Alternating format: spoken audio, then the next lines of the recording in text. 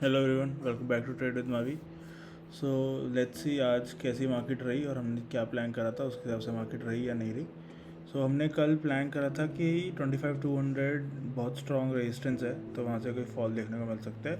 और ये trend line एक बन रही है और इस ट्रेंड लाइन की जो क्लोजिंग आती है 15 मिनट में, 15 मिनट टाइम आता है। इस ट्रेंड लाइन की जो 15 मिनट में क्लोजिंग आती है तो ये रीटेस्ट करके एक अच्छा फॉल देखने को मिल सकता है। तो जो कल हमने प्लान डिस्कस करा था वो था कि अगर इस ट्रेंड लाइन के नीचे क्लोजिंग आती है और ये रिटेस्ट करता है तो फिर हमें यहाँ तक और फिर दोबारा रिटेस्ट के बाद एक फॉल देखने को मिल सकता है। सो एग्जैक्टली सेम वैसे ही हुआ आज। मार्केट ने ये ट्रेंड लाइन ब्रेक करी, रिटेस्ट करा, एक फॉल आया 25,000 तक।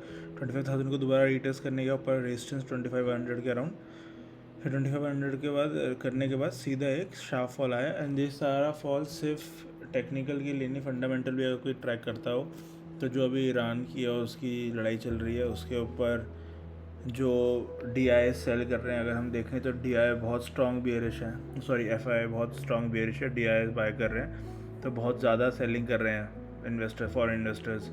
तो उस वो सब कंबाइन करके, और कभी भी मतलब फ्यूचर में if anyone wants to learn how liquidity work, तो ये एक जोन बनाया था, एक ब्रेकआउट के बाद एक जोन बना, यहाँ से दोबारा एक ऊपर रैली गई तो लोगों को लगा कि हो सके 1 आवर में ऊपर क्लोजिंग मिली 25-20, तो लोगों को लगा कि यहाँ पे दोबारा आएगा तो हम दोबारा अप जाएंगे। तो जब यहाँ से एक फॉल आता है, ये सपोर्ट ब्रेक होता है, तो सपोर्ट ब्रेक होने के बाद ना कि सिर्फ ऑप्शन बाइंग पुट में नहीं होती है, कॉल की सेलिंग नहीं होती है, बट ऑल्सो जो लोग लॉन्ग करके बैठे तो अपना स्टॉप लॉस हिट करते हैं, तो फिर बहुत ज़्यादा लिक्विडिटी बढ़ती है और एक साथ बड़ा फॉल आता है। तो तभी जब 2500 टूटा, जहाँ पे लोगों ने मेजर सपोर्ट था, हमने मेजर सपोर्ट बना रखा था, तो सीधा फिर 25,850 तक गया वो, सीधी एक बड़ी कैंडल बनी 1 आवर में। तो ये भी देखना होता है कि कौन सा मेजर सपोर्ट रेजिस्टेंस है कि जब वो ब्रेक करेगा तो उसके बाद फिर कितनी हाई मूवमेंट आएगी। अब देख लेते हैं कि हमारा कल का क्या प्लान रहेगा। कल फ्राइडे है, न्यू एक्सपायरी, एक बार ये हटा देते हैं अब।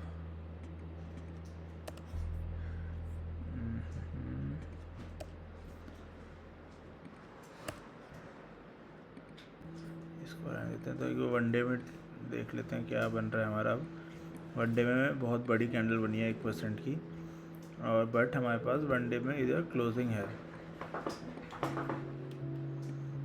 तो अब हमारे पास जो नेक्स्ट सपोर्ट एरिया है वो यही है फर्स्ट, जहाँ से अगर हमें कल दोबारा ऊपर एक मूवमेंट मिलती है, नहीं तो फिर हम वेट करेंगे नीचे इसके इसी लेवल पे 24,600 के लेवल पे हमें कुछ बाइंग मिले।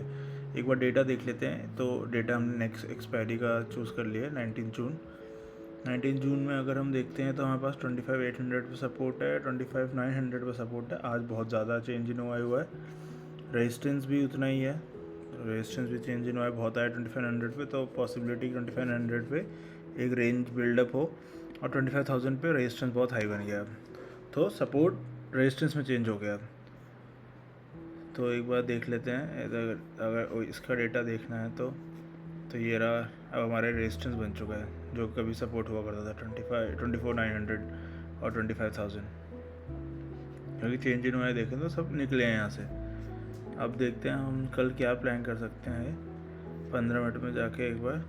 तो हमें पता चल गया 2500 हमारा एक है, और एक है हमारा 25,900।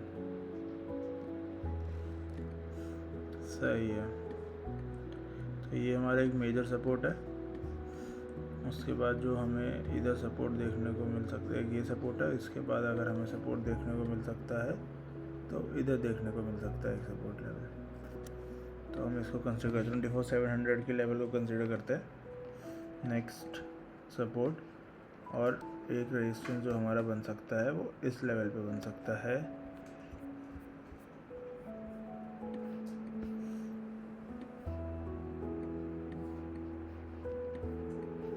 तो ये हमारा रेजिस्टेंस हो गया। तो अब हम प्रोबेबली इन दोनों जोन्स के बीच में अब एक प्लान करेंगे ट्रेड, कि अगर हमें एक क्लोजिंग मिलती है ऊपर की तरफ, कि मार्केट यहाँ से ऊपर मूव करती है, तो फिर हम यहाँ से एक शॉर्ट प्लान करेंगे कि एक नीचे के लिए शॉर्ट प्लान हो जाए। तो प्रोबेबली हम यहाँ एक ट्रेड बनाएंगे इस एरिया में, इसके साथ स्टॉप लॉस के साथ यहाँ तक ये ट्रेड बना लेंगे।